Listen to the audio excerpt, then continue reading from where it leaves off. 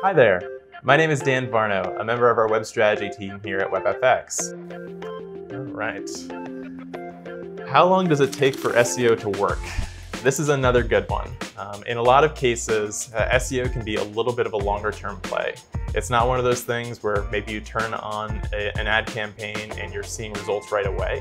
It's one of those things in a lot of cases, especially if you don't have a ton of organic keyword rankings, it can take sometimes 6, 12, and even 18 months to really see a strong return on investment. Ultimately, we want to make sure that we put together plans that do have a chance to pay off, give us enough time to actually get to know the business, and ultimately drive impactful results. As Google is getting to know you as an organization as you're growing, start to see the changes that we're making. So ultimately, our focus is trying to benchmark how we're actually progressing at the course of about 6 to 12 months. Sometimes it can be faster, sometimes it can be longer, but that's typically a pretty good baseline.